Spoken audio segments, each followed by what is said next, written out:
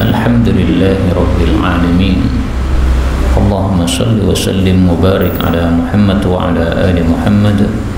Allahumma anfa'na bima 'allamtana wa 'allimna ma yanfa'una wa zidna ilma wa barik lana fi ilmina warzuqna al-ikhlas fil qawli wal 'amali kamila wa ilman nafi'an la yunsa wa tawfiqan daima wa sihhatan wa yaqinan wa afiyah. Amin ya rabbal alamin. Alhamdulillah kaum muslimin rahimani wa rahimakumullah. Kita lanjutkan pengajian kitab Ar-Risalah Al-Jami'ah karya Al-Habib Ahmad Al-Habsyi rahimahullahu ta'ala, yang sudah wafat pada tahun 1145 Hijriah. Namanya adalah Ar-Risalah Al-Jami'ah.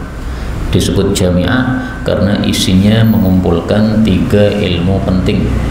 Yang pertama adalah ilmu akidah atau tauhid, yang kedua ilmu syariah atau fikih, yang ketiga ilmu tasawuf atau suluk. Nah, maka wajar saja kalau beliau setelah membahas muqaddimahnya, kemarin sudah kita bicarakan ya.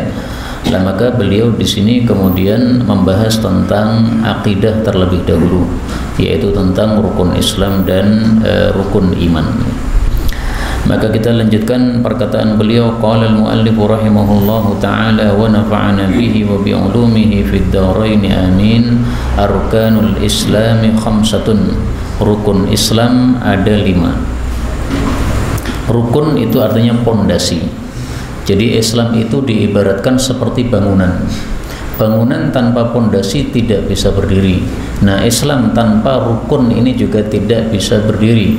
Sehingga 5 ini wajib dilakukan oleh siapapun juga yang mengaku dirinya beragama Islam. Kata-kata rukun Islam 5 ini diambil dari sabda Rasulullah sallallahu alaihi wasallam, di mana beliau mengatakan bunyal Islamu ala khamsin, dibangun Islam di atas 5 pondasi. Yang pertama syahadati alla ilaha illallah wa anna Muhammadar Rasulullah, yang kedua menegakkan salat, yang ketiga membayarkan zakat, yang keempat haji ke Baitullah, yang kelima saum Ramadan. Hadis muttafaqun alaih dari Ibnu Umar. Maka beliau mengatakan, yang pertama adalah syahadatu, bersaksi alla ilaha illallah, bahwasanya tidak ada Tuhan yang berhak disembah selain Allah, wa anna Muhammadar Rasulullah, dan bahwasanya Muhammad adalah utusan Allah. Jadi namanya syahadaten, 2 syahadat. Syahadat tentang uluhiyah, ketuhanan Allah, syahadat tentang nubuwah, kenabian Nabi Muhammad SAW. Ini dihitung 1. Kenapa? Karena ini tidak bisa dipisahkan, Pak. Tidak bisa orang mengatakan saya menerima Allah sebagai Tuhan, tapi Nabi saya nggak mau saya. Nabi Muhammad itu untuk orang Arab saja. Kalau kita orang Indonesia pakainya Islam Nusantara, nggak pakai Nabi Muhammad. Oh, nggak bisa. Kamu harus pakai Islamnya yang dibawa oleh Nabi Muhammad sallallahu alaihi wa alihi wasallam. Kalau kamu pakai Islam yang tidak dibawa Nabi Muhammad sallallahu alaihi wasallam karena kamu benci dengan orang Arab dan Nabi Muhammad termasuk orang Arab, maka Islammu tidak diterima oleh Allah Subhanahu wa taala.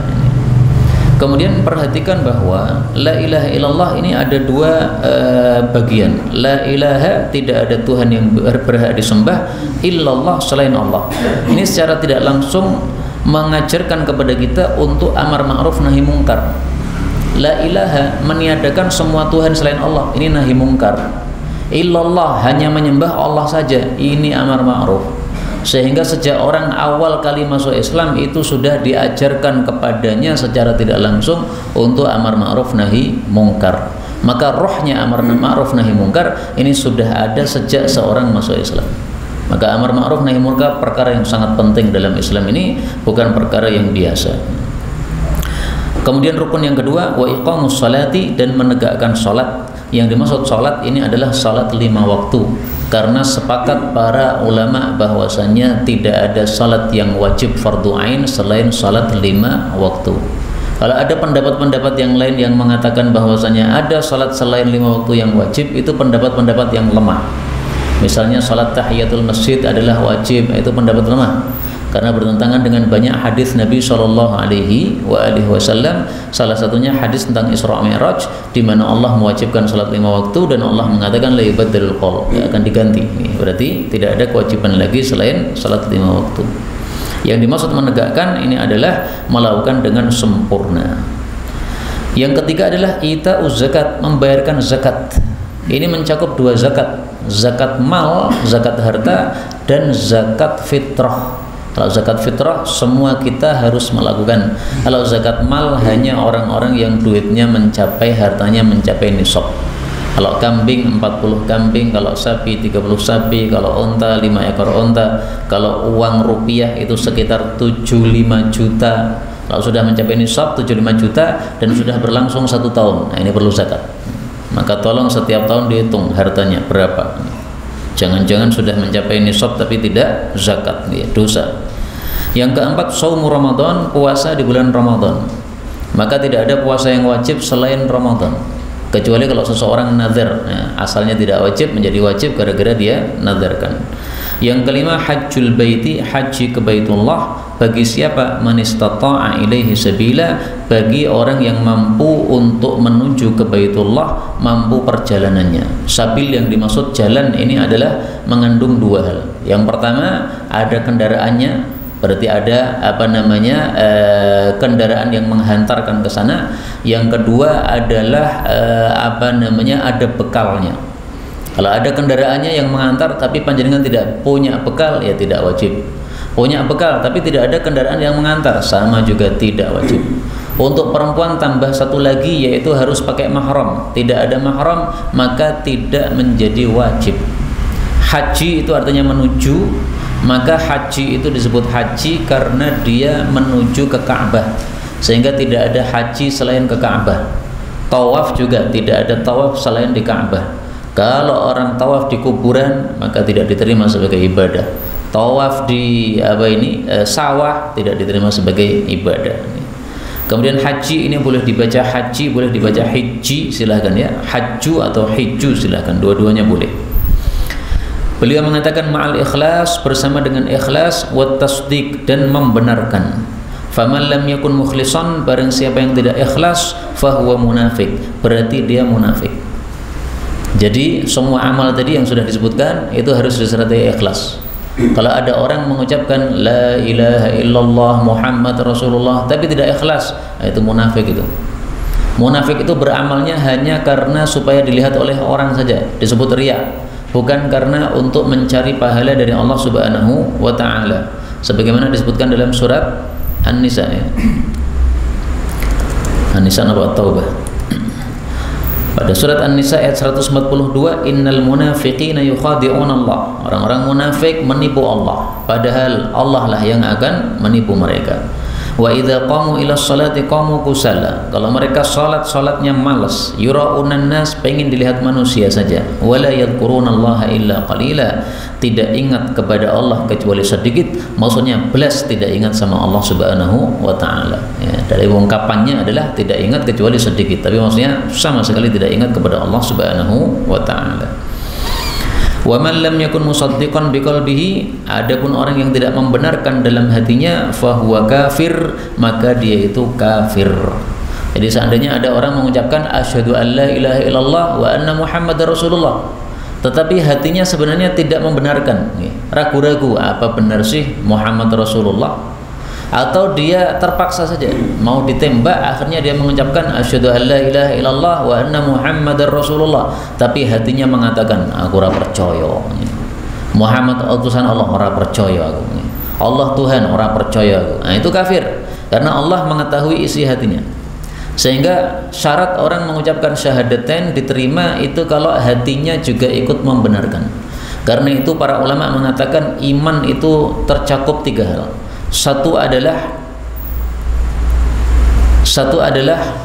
bil janan, dengan hati. Yang kedua adalah bil lisan, dengan lisan.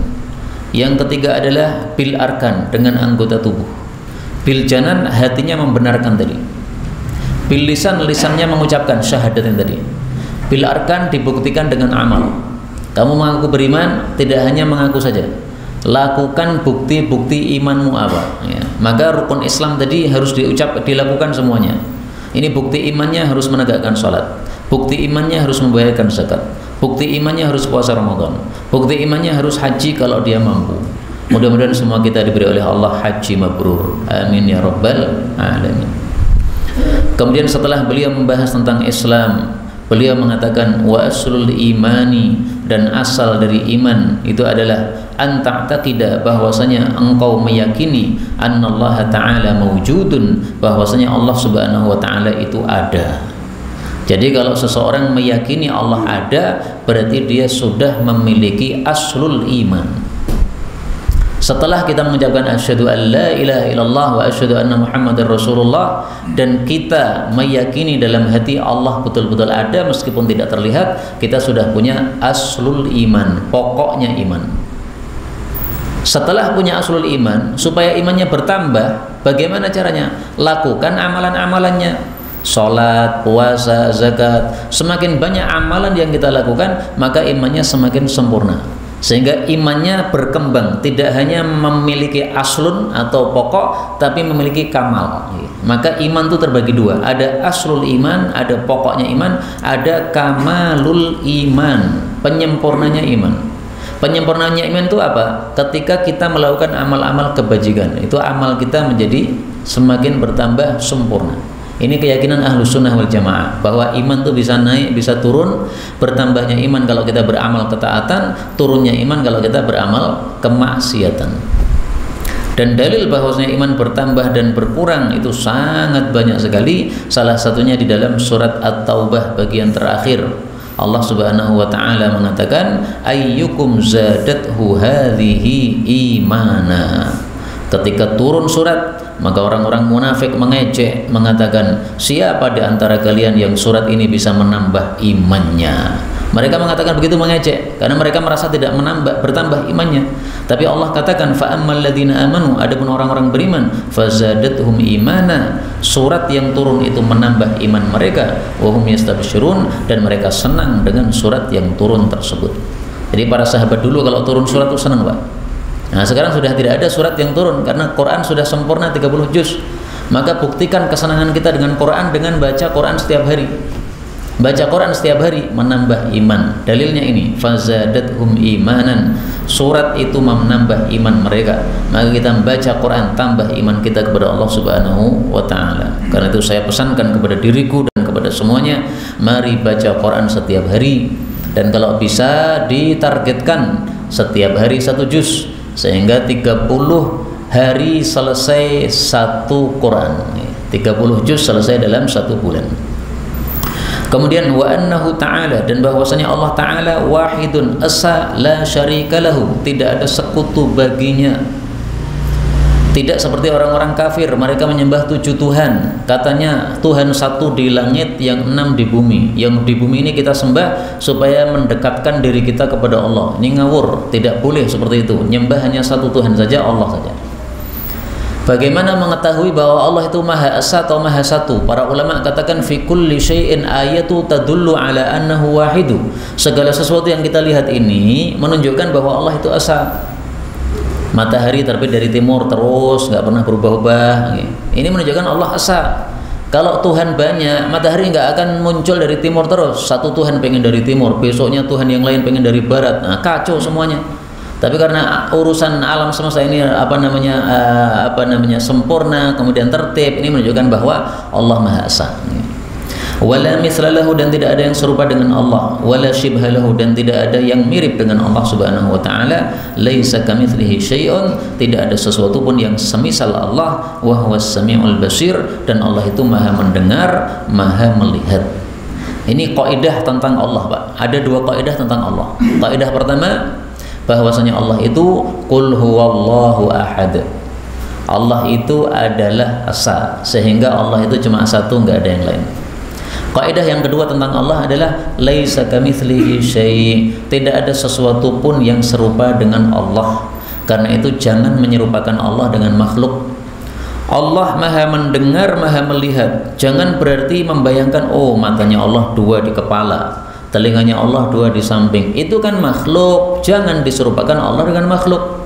Makanya para ulama mengatakan kullu ma khatara bibalik fahuwa ala khilafi dzalik. Semua yang terbersit dalam hatimu, Allah tidak seperti itu. Pokoknya Allah tidak seperti apapun. Khalaqas samawati, Allah telah menciptakan langit-langit, wal ardo, dan bumi. Artinya yang menciptakan langit bumi hanya Allah, dan yang mengaturnya hanya Allah. Jangan seperti orang-orang kafir dulu, musyrik, mereka mengatakan yang menciptakan langit bumi memang Allah, tetapi yang berhak disembah ada 7 Tuhan. Nah, ini ngawur sekali. Kalau yang menciptakan langit bumi hanya Allah, berarti hanya Allah yang berhak disembah. Wa khalaqal mauta wal hayata, dan Allah lah yang menciptakan kematian dan kehidupan. Artinya tidak bisa menciptakan kematian kehidupan selain Allah. Nah, ini Raja Namrud ketika diomongi oleh Nabi Ibrahim seperti ini nggak paham, Pak. Dia menganggap saya juga bisa menghidupkan dan mematikan. Panggil 2 orang, satunya suruh Al-Quju untuk mati, satunya suruh Al-Quju untuk dilepaskan. Nah, dia mengatakan berarti saya sudah bisa menghidupkan dan mematikan. Ini Namrud nggak paham. Yang dimaksud menghidupkan itu membuat seseorang yang asalnya tidak hidup menjadi hidup. Itu maksudnya. Kalau tadi kan sudah hidup kan, kamu cuma ngelepas saja, itu bukan menghidupkan. Maka yang dimaksud menghidupkan dan mematikan adalah menciptakan yang asalnya tidak hidup menjadi hidup. Itulah yang dimaksud apa? Menghidupkan dan mematikan. Wa ta'ata wal ma'siyata, Allah juga yang menciptakan amal taat dan menciptakan amal maksiat. Was-sihhata was-saqam, dan menciptakan kesehatan dan sakit. Wa jami'al kaun, dan seluruh alam semesta ini yang ada ini. Wa ma fihi, dan apapun yang ada di dalamnya. Nah, jadi amalan manusia baik yang baik maupun yang buruk itu semuanya Allah yang menciptakan. Dan inilah akidah Ahlus Sunnah wal Jamaah. Karena sebagian kelompok sesat mengatakan yang menciptakan amal manusia ya dirinya sendiri. Buktinya kalau kita mau minum, kita ambil minuman, kita minum. Nah, berarti kamu yang menciptakan minuman itu. Tidak. Yang menciptakan adalah Allah. Adapun kita mengambil air minum, itu belum tentu kita bisa minum. Ada orang mau ambil minum, tiba-tiba anaknya lari, jatuh itu apa? Gelasnya, nggak jadi minum. Ada orang mengambil minum, sudah dimasukkan pada mulutnya, tiba-tiba keselak, tersedak, akhirnya keluar itu minumannya, nggak jadi minum. Nah, menunjukkan bahwa yang menciptakan amal kita itu Allah, bukan kita sendiri. Kita hanya bisa berusaha saja, tapi Allah yang kemudian melanjutkan atau menghendaki atau tidaknya itu Allah. Wa khalaqal khalqa, dan Allah telah menciptakan makhluk, wa a'malahum, dan amal-amal mereka semua. Sudah kita bahas tadi ya. Wa qaddara, dan Allah telah mentakdirkan arzaqahum, rizki-rizki mereka, wa ajalahum, dan ajal-ajal mereka, usia-usia mereka, la tazid, tidak bakal nambah, wa la tangkus, dan tidak akan berkurang. Jadi rizki kita itu sudah ditetapkan, Pak. Sehingga jangan cari rizki yang haram. Kenapa? Kamu cari halal atau haram, rizkimu nggak akan nambah. Misalkan Allah sudah tetapkan rizkimu seumur hidup 1 miliar, maka kita cari dengan cara haram tetap 1 miliar, kita cari dengan cara halal tetap 1 miliar. Maka kalau kita cari dengan cara yang haram, kita yang rugi, rizkinya nggak berkurang tapi kita dosa. Kalau kita cari dengan cara yang halal, maka rizkinya tetap tidak berkurang, tidak bertambah, dan kita mendapatkan pahala karena mencari rizki sesuai dengan perintah Rasul Shallallahu Alaihi Wasallam.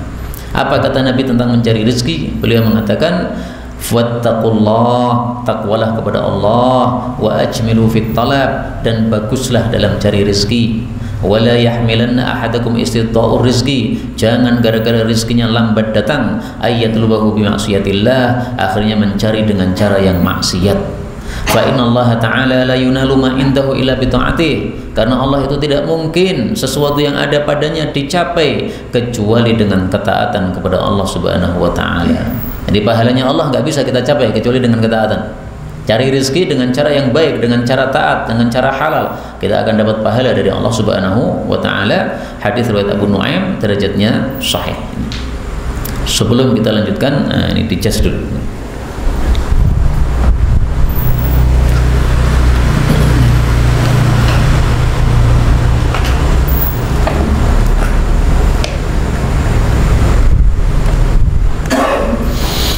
Beliau mengatakan wala yahdutsu haditsun, dan tidak terjadi satu kejadian illa biqada'i, kecuali dengan ketetapan Allah, wa qadarihi, dan takdir Allah, wa iradatihi, dan kehendak Allah Subhanahu wa taala. Qada dan qadar ini dua istilah yang diperselisihkan apakah sama ataukah beda. Ada yang mengatakan sama, ada yang mengatakan beda, tapi intinya Allah lah yang menetapkan segala sesuatu, selesai masalah. Dalam satu hadis Rasul sallallahu alaihi wasallam mengatakan la yaruddul qada'a illa du'a. Tidaklah bisa menolak qada, ketetapan Allah, kecuali doa. Hadis riwayat Tirmidzi, derajatnya hasan. Dalam hadis yang lain beliau mengatakan la yaruddul qadar illa du'a. Tidak bisa menolak takdir kecuali doa. Wala yuraddul qadar wala yaruddul qadar illa du'a. Dan tidak ada yang bisa menolak takdir kecuali doa. Hadis riwayat Ibnu Majah, derajatnya dhaif menurut Syekh Albani, tapi maksudnya adalah dhaif dari sisi sanadnya, tapi sahih dari sisi maknanya, sehingga disahihkan oleh Ibnu Hibban dan Hakim juga. Nah, maka qada dan qadar sama saja ya menurut sebagian para ulama kita rahimahumullah taala. Wa annahu ta'ala, dan bahwasanya Allah taala hayyun, maha hidup.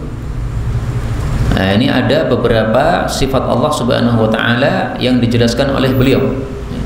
Satu, hayyun, maha hidup. Jadi kita harus meyakini Allah maha hidup. Apa maksudnya maha hidup? Kita kan juga hidup, Pak. Kita itu hanya hidup tapi tidak maha hidup. Karena hidup kita tidak sempurna. Siapa yang menghidupkan kita? Allah. Berarti kalau tidak ada yang menghidupkan, kita nggak hidup. Itu nggak sempurna namanya. Allah maha hidup, jadi Allah hidup sendiri tanpa ada yang menghidupkannya. Hidup kita nggak sempurna karena kalau malam kita mati, orang tidur itu mati, Pak. Karena nyawanya dicabut oleh Allah Subhanahu wa taala. Nah, kok bangun lagi? Karena nyawanya dikembalikan lagi.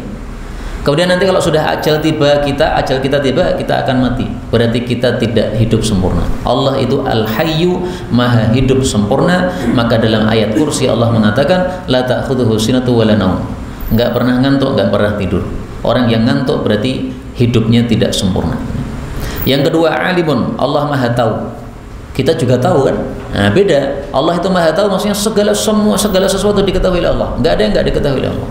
Kalau kita hanya mengetahui sedikit hal saja. Muridun, Allah itu maha menghendaki. Maksudnya kalau Allah menghendaki enggak bisa ditolak. Manusia juga berkehendak, tapi kehendaknya sering tertolak. Panjenengan melamar seorang wanita, ternyata ditolak lamarannya. Nah, itu berarti berkehendak tapi tertolak, enggak sesuai dengan keinginan. Tapi Allah fa'alul lima yurid, selalu bisa melakukan apa yang Dia inginkan. Qadirun, maha kuasa. Kita juga kuasa, tapi kuasa kita enggak sempurna. Allah itu maha kuasa sehingga segala sesuatu yang Allah inginkan cukup kun, selesai masalah. Kalau kita mengatakan kun, enggak terjadi apa-apa. Mutakallimun, Allah itu maha bicara. Nah, maka kalam itu termasuk sifat Allah Subhanahu wa taala. Karena kalau Allah tidak punya sifat bicara, berarti Allah itu memiliki sifat yang lemah. Padahal Allah sifatnya itu adalah sempurna. Sebagaimana disebutkan dalam ayat, Allah mengatakan walahu al-matsalul a'la, dan hanya bagi Allah sifat-sifat tertinggi. Artinya semua sifatnya Allah itu sempurna, baik, tinggi, tidak ada yang cacat. Kalau Allah nggak bisa bicara berarti Allah cacat. Sami'un, Allah mendengar. Basirun, Allah maha melihat. Ini semuanya maha-maha. Karena maksudnya maha mendengar itu mendengar semuanya. Kalau kita tidak mendengar semuanya, yang lirih kita nggak bisa mendengar. Sering kita bicarai oleh seseorang, kemudian kita memahami yang lain. Kenapa? Karena mendengarnya nggak sempurna. Melihat juga begitu, nggak sempurna. Kita melihat sesuatu seolah-olah itu air, ternyata fata morgana. Tapi Allah maha melihat sehingga segala sesuatu terlihat oleh Allah Subhanahu wa ta'ala. Ya'lamu, Allah mengetahui kha'inatal a'yun, mata yang khianat, wa ma tukhfis sudur, dan apa yang disembunyikan oleh dada-dada manusia. Ini mengambil dari ayat Quran, disebutkan oleh Allah Subhanahu wa taala dalam Al-Qur'an. Allah mengatakan ya'lamu kha'inatal a'yun wa ma tukhfis sudur pada surat Ghafir ayat 4 ayat 19. Surat 40 ayat 19. Ibnu Abbas mengatakan Allah mengetahui mata yang khianat, maksudnya seorang laki-laki yang melirik kepada seorang perempuan karena cantik perempuan tadi. Pas nggak ada orang melihat dia ngelirik perempuan tadi. Begitu orang-orang perhatikan dia pura-pura tunduk nggak melihat. Itu namanya mata khianat. Nah, kata Allah, Allah tahu matamu khianat. Kamu menyembunyikan matamu dari manusia, tapi Allah tidak bisa ditipu, ya. Wa ma tukhfis sudur, dan apa yang disembunyikan oleh hati manusia. Maksudnya kata Ibnu Abbas, ketika seorang laki-laki melihat cewek yang cantik, perempuan yang cantik, maka dia membayangkan bagian dalam dari tubuhnya perempuan tadi. Itulah wa ma tukhfis sudur, yang disembunyikan dalam hatinya diketahui oleh Allah. Kamu bisikkan apa dalam hatimu diketahui oleh Allah Subhanahu wa taala. Tapi tafsir ini tidak harus begitu. Artinya khianat mata tidak harus begitu, ya. Ya, itu adalah contoh saja. Jadi ini tafsir bil misal, mencontohkan memberikan contoh untuk penafsiran. Kemudian wa ya'lamus sirra, Allah mengetahui yang rahasia, wa akhfa, dan yang lebih tersembunyi. Rahasia itu sudah sembunyi, Pak, sudah sembunyi. Akhfa itu lebih sembunyi lagi.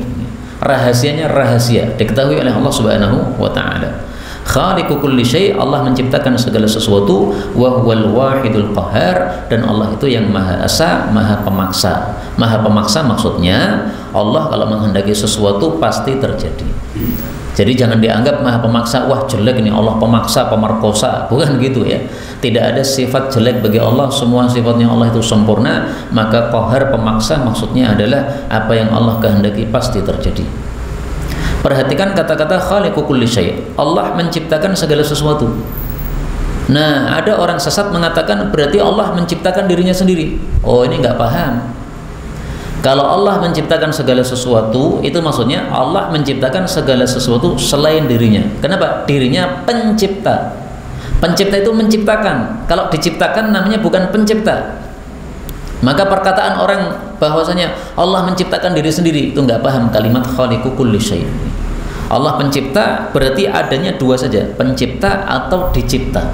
Nah, Allah pencipta berarti Allah tidak dicipta. Selain Allah semuanya dicipta. Maka kita ini dicipta oleh Allah Subhanahu wa taala. Binatang diciptakan oleh Allah, tumbuh-tumbuhan diciptakan oleh Allah. Semua selain Allah berarti diciptakan oleh Allah Subhanahu wa taala. Wa annahu ta'ala, dan bahwasanya Allah Ta'ala ba'atha sayyidana Muhammadan, telah mengutus tuan kita Nabi Muhammad, abdahu, hambanya, wa rasulahu, dan rasulnya, sallallahu alaihi wasallam, ila jami'il khalqi, kepada seluruh makhluk, li hidayatihim, untuk memberikan hidayah kepada mereka. Ini perkataan beliau ila jami'il khalqi, kepada semua makhluk, ini diperselisihkan oleh para ulama. Sebagian ulama berpendapat Nabi Muhammad sallallahu alaihi wasallam diutus kepada semua makhluk. Berarti diutus kepada malaikat, kepada jin, kepada manusia, kepada binatang, kepada pohon-pohonan, semua. Maka kalau ada pohon yang tidak mengakui kenabian Nabi Muhammad sallallahu alaihi wasallam, pohonnya kafir. Tapi semua pohon mengakui kenabian Nabi Muhammad sallallahu alaihi wasallam. Buktinya, pohon itu kalau disuruh oleh Nabi manut. Rasulullah pernah datang kepada seorang Arab Badui, wahai Arab Badui, masuk Islamlah kamu, karena kamu masuk Islam, ngikuti saya sebagai Nabi, kamu akan masuk surga. Maka si Badui bertanya, apa ada buktinya kamu sebagai Nabi? Ada, lihat tuh dua pohon, ya. Akhirnya pohon itu dipanggil oleh Nabi SAW, wahai pohon, kamu datang ke sini. Nah, pohonnya datang. Setelah itu pohonnya disuruh kembali, wahai pohon, kamu balik lagi ke sana. Nah, balik lagi. Nah, akhirnya si Arab Badui tadi masuk Islam, mengucapkan asyhadu an la ilaha illallah wa asyhadu anna Muhammadar Rasulullah. Nah, pendapat yang kedua mengatakan Rasulullah itu hanya diutus kepada tsaqalain, kepada dua makhluk saja, yaitu kepada manusia dan jin. Sehingga yang wajib mengamalkan syariat Nabi Muhammad SAW adalah siapa? Manusia dan jin, malaikat enggak. Apakah malaikat wajib puasa Ramadan? Enggak. Apakah malaikat wajib untuk haji? Enggak. Tapi kalau jin wajib untuk salat, wajib untuk syahadatain, wajib untuk salat, wajib untuk haji, wajib untuk zakat. Nih, sama dengan manusia. Karena apa? Nabi diutus kepada yaitu jin dan manusia. Li hidayatihim, untuk memberikan hidayah kepada mereka. Nah, semua nabi itu diutus untuk memberikan hidayah. Jadi tugasnya nabi apa berarti? Menyampaikan dua hal kepada umatnya. Yang baik-baik disampaikan supaya dilakukan, yang jelek-jelek disampaikan supaya dihindari. Ini tugas semua nabi. Mari saya tampilkan dalilnya. Yadullah, Rasul bersabda, innahu lam yakun nabiyyun qabli, enggak ada seorang pun nabi sebelum saya, illa kana haqqan alaihi, kecuali keharusan baginya, ayyadulla ummatahu, menunjuki umatnya, ala ma ya'lamuhu khairal lahum, semua yang dia ketahui sebagai kebaikan untuk umatnya harus disampaikan. Wa yunzirahum ma ya'lamuhu syarral lahum, dan mengancamkan kepada umatnya semua yang diketahui oleh Nabi itu sebagai keburukan bagi mereka. Kalau ada Nabi yang menyembunyikan keburukan yang dia ketahui atau kebaikan yang dia ketahui, berarti Nabi ini khianat. Tapi tidak ada satupun Nabi yang khianat. Maka dalam pengajian TPA selalunya diberitahukan salah satu sifat Nabi adalah apa? Amanah. Ya, semua Nabi amanah. Ini hadis diriwayatkan oleh Imam Muslim sahih. Kemudian walitatmidi, dan untuk menyempurnakan ma'asyihim, penghidupan mereka, yaitu kondisi mereka di dunia, wa ma'adihim, dan kembali mereka, yaitu kondisi mereka di akhirat. Jadi supaya kondisi hidup manusia dunia akhirat sempurna, diturunkan Quran dan diturunkan Nabi Muhammad sallallahu alaihi wasallam. Tanpa Quran, kondisi kita di dunia akan carut marut. Seperti di Indonesia ini, kenapa banyak maling? Ya, karena nggak pakai petunjuk Allah. Coba kalau pakai petunjuk Allah, maling potong tangan. Ini saya Indonesia bersih dari maling. Kenapa di Indonesia banyak korupsi? Nggak ada potong tangan. Kalau diterapkan potong tangan di Indonesia, nanti hilang semua korupsi itu. Wa ayyadahu, dan Allah menguatkan Nabi Muhammad sallallahu alaihi wasallam bil mu'jizat, dengan mukjizat-mukjizat al-zahirah, yang tampak, yang jelas. Mukjizat itu segala sesuatu yang dibawa oleh Nabi yang menunjukkan bahwa dia betul-betul Nabi. Nah, ada dua kaidah dalam masalah mukjizat. Pertama, semua mukjizat yang diberikan kepada nabi-nabi sebelum Nabi Muhammad SAW itu ada pada Nabi Muhammad SAW yang semisal dengannya. Misalnya, mukjizat Nabi Sulaiman bisa paham bahasa burung. Nabi Muhammad SAW tidak hanya bahasa burung, dia paham bahasa burung dan bahasa semua hewan. Bahkan Nabi Muhammad lebih hebat. Kenapa? Karena yang paham Nabi Sulaiman itu hanya paham bahasa burung, yaitu makhluk yang makhluk yang bernyawa. Tapi Nabi Muhammad SAW bisa paham bahasa batu, yaitu makhluk yang tidak bernyawa. Rasulullah lewat, kemudian batu ini menyalami Nabi, assalamualaikum ya Rasulullah, paham bahasa batu. Nabi Sulaiman nggak paham bahasa batu. Kaidah yang kedua, mukjizat untuk semua nabi itu hanya cocok untuk zamannya saja. Tapi mukjizat bagi Nabi Muhammad SAW itu cocok untuk semua masa. Nah, mukjizat terbesar Nabi Muhammad adalah Quran, maka Quran ini cocok untuk semua masa. Sekarang masa kita yang tenar apa, yang populer? Misalnya tentang ilmu angkasa. Nah, di dalam Quran juga ada ilmu angkasa. Nggak telat Quran, nggak kalah Quran. Ada ilmu tentang apa? Angkasa luar, ada di dalam Quran. Kemudian wa annahu alaihi salatu wassalam, dan bahwasanya Nabi Muhammad sallallahu alaihi wasallam shadiqun, jujur, benar, fi jami'i, pada semua, ma akhbara bihi, apa yang beliau kabarkan, anillahi ta'ala, dari Allah subhanahu wa ta'ala. Jadi kalau kita iman itu harus meyakini semua berita dari Nabi benar. Kalau ada orang tidak meyakini semua berita dari Nabi benar, berarti imannya dipermasalahkan. Ada seorang dokter di Mesir, Pak, tapi sesat. Dokter kok sesat? Karena dia mengandalkan akalnya sehingga imannya pun jadi rontok. Dia mengatakan hadis dalam Sahih Bukhari yang mengatakan bahwa Nabi bersabda, kalau ada lalat masuk dalam minuman, maka hendaklah lalat itu diambleskan dalam minuman tadi, karena dia mendahulukan sayap kirinya mengandung racun. Kalau kita ambleskan, itu sayap kanannya mengandung obat atau penawarnya. Nah, kata dokter tadi nggak masuk akal, nih hadisnya palsu. Ini orang yang sesat kayak begini. Semestinya kalau hadisnya sahih, maka kita harus percaya sebagaimana dikatakan di sini, shadiqun fi jami'i ma akhbar. Semua yang disabdakan Nabi semuanya benar. Enggak ada perkataan Nabi yang salah. Kalau tidak masuk akal, itu akal kita yang lemah. Nah, ternyata sudah terbukti dengan penelitian, memang seperti itulah kondisinya lalat. Sehingga betul apa yang dikasabdakan oleh Rasul sallallahu alaihi wasallam.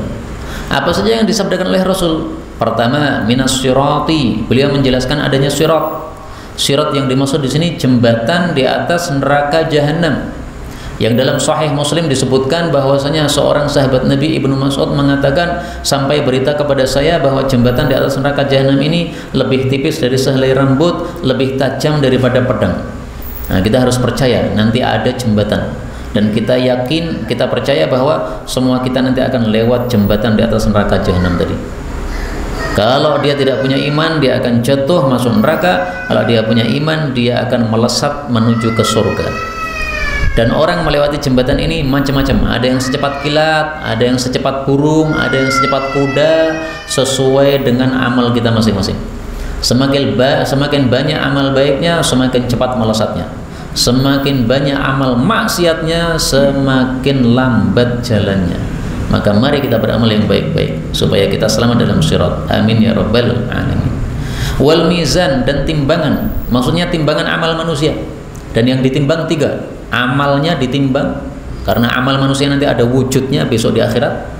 Yang kedua, pengamalnya, yaitu kita sendiri, tubuh kita akan ditimbang juga. Yang ketiga, catatan amalnya juga ditimbang. Tiga-tiganya ditimbang. Wal haud, dan telaga, maksudnya adalah telaga Kautsar yang akan dipimpin oleh Rasulullah sallallahu alaihi wasallam. Umatnya yang masuk ke sana akan minum telaga, air telaga, dan siapa yang minum di sana tidak akan haus selama-lamanya. Rasulullah bersabda, "Inna likulli nabiyyin haudah." Sesungguhnya setiap nabi memiliki telaga, dan mereka itu berbangga-bangga siapa yang paling banyak datang ke telaganya, dan saya berharap saya yang paling banyak orang yang datang ke telaga saya. Hadis riwayat Tirmidzi, derajatnya sahih. Nah, telaga Kautsar dengan sungai Kautsar bedanya apa? Telaga Kautsar itu cabangnya, sungai Kautsar itu sumbernya. Sama dengan laut dengan sungai, ya. Laut itu sumbernya, laut apa, sungai itu apa? Cabang-cabangnya, karena lebih kecil. Nah, maka telaga Kautsar itu juga cabangnya. Di surga Firdaus paling tinggi itu ada sungai Kautsar. Kemudian mengalir dari surga Firdaus ke surga-surga yang lain. Kemudian sampai keluar dari surga. Nah, yang di luar surga itulah yang disebut telaga Kautsar. Jadi telaga Kautsar itu di luar surga. Setelah kita di padang mahsyar, nah, kemudian nanti akan apa? Ke telaga Kautsar. Kalau sudah ke telaga Kautsar baru masuk surga. Wa ghairi dzalika, dan selain itu, min umuril akhirah, dari perkara-perkara akhirat, wal barzakh, dan barzakh. Barzakh itu adalah alam kubur. Maka manusia mengalami 3 alam. Alam dunia sekarang kita alami, alam barzakh ini pemisah antara dunia dan akhirat, dan alam akhirat itu ketika sudah terjadi kiamat nanti. Semua yang diberitakan oleh Nabi harus kita percayai. Apalagi wa min su'alil malaikain, pertanyaannya 2 malaikat. Yang dimaksud di sini adalah malaikat Munkar Nakir. Tanya di dalam kuburan, pertanyaannya cuma 3. Man rabbuka, siapa Tuhanmu? Ma dinuka, apa agamamu? Man nabiyuka, atau ma hadzal rajul, siapa nabimu? Nah, sekarang kita bisa jawab, agama saya Islam, nabi saya Nabi Muhammad, Tuhan saya Allah. Tapi belum tentu di kuburan kita bisa menjawab. Kapan kita di kuburan bisa menjawab? Kalau amal kita di dunia sesuai dengan jawaban tersebut. Kalau amalnya tidak sesuai dengan jawaban tersebut, tidak bakal bisa jawab. Orang munafik amalnya tidak sesuai dengan tiga ucapan ini, sehingga ketika di dunia mereka bisa ngomong seperti ini, 3 ucapan ini, tapi besok di kuburan ditanya, dia cuma mengatakan la adri, saya nggak tahu, saya cuma ikut-ikutan. Kemudian yang ke-6, wa adzabil qabr, dan siksaan kubur, wa na'imihi, dan nikmat yang ada dalam kubur. Jadi kuburan itu hanya 2 kemungkinan. Ada kalanya hufratun min hufarin nar, lubang neraka. Ada kalanya raudhatun min riyadil jannah, kebun surga. Mudah-mudahan semua kita nanti di kuburan menjadi kebun surga. Amin ya rabbal alamin. Wa annal Qur'an, dan bahwasanya Al-Qur'an, wa jami'a kutubillahil munazzalah, dan semua kitab-kitab Allah yang diturunkan, haqqun, semuanya adalah benar. Jadi kita wajib percaya kepada semua kitab. Berapa kitab? 104 kitab yang diturunkan oleh Allah Subhanahu wa taala sebagaimana dijelaskan oleh para ulama tafsir. Tapi saya jujur, hadis yang mengatakan bahwa 104 kitab turun itu hadisnya memang dhaif, diriwayatkan oleh Ibnu Hibban dalam kitab sahihnya, tapi sanadnya dhaif, bahkan dhaifnya dahsyat karena ada seorang perawi namanya Ibrahim atau siapa saya lupa, itu dikatakan kadzab, dia orang yang pendusta, yang membawa apa? Hadis yang dusta. Tapi para ulama banyak yang mengatakan apa? Kitab-kitab Allah jumlahnya 104. Ya mungkin maknanya sahih mungkin ya. Sehingga ucapan itu sering kita temukan dalam kitab-kitab tafsir bahwa semua kitab Allah totalnya ada 104. Tidak hanya Taurat, Injil, Zabur, Quran, tidak hanya 4. Karena ada dalam Quran suhufi Ibrahim wa Musa. Berarti Nabi Musa punya Taurat, punya suhuf. Ibrahim juga punya suhuf. Itu semuanya kitab-kitab suci dari Allah Subhanahu wa taala. Wal malaikata, dan para malaikat haqqun, itu juga benar. Artinya ada malaikat, betul. Kita harus percaya. Yang inti-inti harus dipercayai sesuai dengan yang disebutkan oleh Allah dan Rasulullah. Misalnya malaikat Jibril, malaikat Mikail, malaikat Israfil, ada juga malakul maut, malaikat maut. Kenapa engkau sebut namanya Israel? Karena nama Israel itu tidak disebutkan dalam hadis yang sahih. Maka sebaiknya kita sebut malaikat maut, karena itulah istilah yang sahih. Tapi kalau Israel istilahnya bukan dari hadis yang sahih, tapi dari hadis yang mu'dal dhaif. Wal jannata haqqun, dan jannah itu juga benar. Wan nar haqqun, dan neraka itu juga benar. Maksudnya benar itu ada. Tidak seperti orang-orang munafik ragu-ragu, apa benar ada surga, apa benar ada neraka. Nah, ragu-ragu itu kafir. Kita harus meyakini ada, betul. Dan akidah Ahlus Sunnah wal Jamaah, surga neraka sekarang sudah ada. Adapun yang mengatakan surga belum ada, neraka belum ada, itu akidah orang-orang sesat, Mu'tazilah ataupun yang lain. Mereka mengatakan kalau surga sudah ada, nggak ada gunanya. Allah tidak mungkin menciptakan sesuatu yang nggak ada gunanya. Nah, ini orang nggak paham. Surga itu meskipun belum kita bisa masuk, tapi masih tetap ada gunanya. Gunanya apa? Gara-gara ada surga, kita yakin, kita jadi semangat untuk beramal. Kemudian surga ini kalau Ramadan pintunya dibuka. Nah, sebab pintunya dibuka itu menyebabkan manusia umat Islam ini punya dalam hatinya perasaan semangat dalam beribadah. Itu efek dari dibukanya pintu surga. Pintu neraka ditutup oleh Allah pada bulan Ramadan, menyebabkan semangat dalam hati kita untuk meninggalkan maksiat. Nah, maka ada efeknya, ada fungsinya, ya. Siapa yang mengatakan surga neraka tidak ada fungsinya kalau sudah diciptakan, itu enggak paham sama sekali. Kemudian wa jami'a ma ja'a bihi sayyiduna Muhammadun sallallahu alaihi wasallam, semua yang dibawakan, maksudnya diberitakan oleh Nabi itu adalah hakun, semuanya adalah benar. Inilah kaum muslimin rahimani wa rahimakumullah, pelajaran akidah atau tauhid yang disampaikan oleh beliau Syekh Ahmad Al-Habsyi dalam buku ini. Kita bicarakan secara ringkas saja, tidak panjang-panjang, karena masalah akidah sangat jelas sekali, tidak ada perselisihan pendapat di antara para ulama dalam hal-hal yang inti-inti dari akidah ini. Nah, maka insyaallah besok pada pertemuan berikutnya kita akan bahas bagian yang kedua dari buku ini, yaitu bagian syariah atau fikih. Jadi masalah akidah sudah selesai. Nah, kemudian kita akan membahas asy-syariah atau al-fikhu. Inilah kaum muslimin rahimani wa rahimakumullah yang dapat kita bicarakan betulnya dari Allah Ta'ala. Kalaupun ada salahnya fa astaghfirullahaladzim li wa lakum, dan kalau ada pembahasan maka sisa waktu silahkan untuk soal jawab.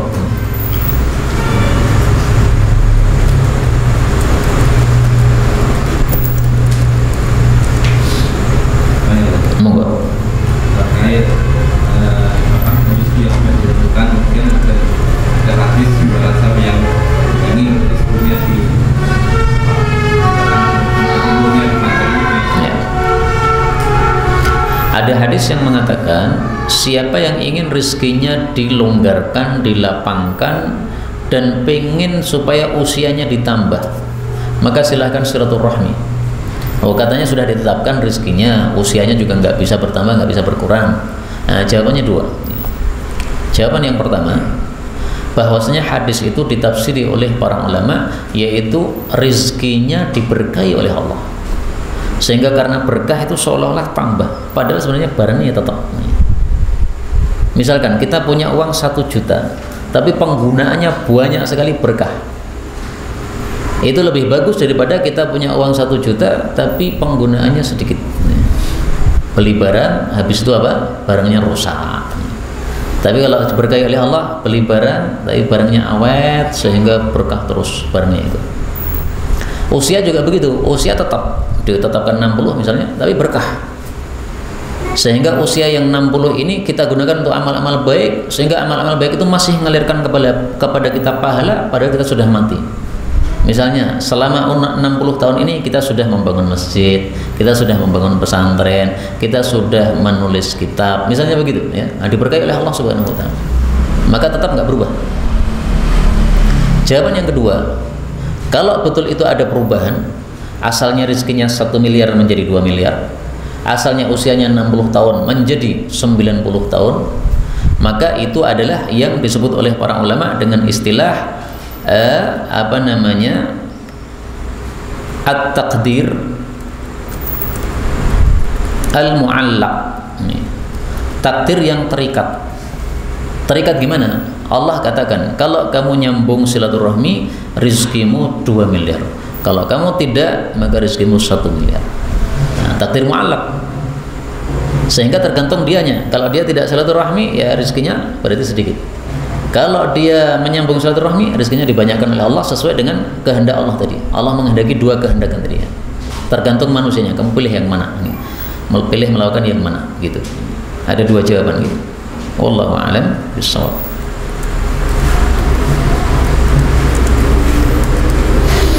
Monggo.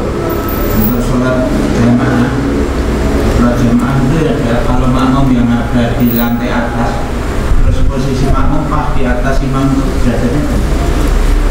Posisinya makmum pas di atas imam, tetapi tidak maju. Ya, karena ada masjid yang posisi atas lantai atas itu sampai maju sampai. Iya, tapi tidak maju di atas imam atau maju. Kalau maju pas di atas imam. Kalau pas di atas imam, artinya ini kepala imam, ini kakinya makmum, maka sah. Tapi kalau maju daripada imam, ya, meskipun hanya maju 1 kuku, maka ini menurut mazhab Syafi'i tidak sah. Meskipun sebagian ulama berpendapat sah, mazhab Malik atau yang lain, itu sah. Tapi supaya kita tidak ragu-ragu, paling bagus untuk kita mundur. Ya. Jadi kalau safnya di atas itu pas di atas kepala imam, posisinya kalau bisa berdirinya agak mundur. Mundur 1 langkah kaki udah cukup, sudah sah.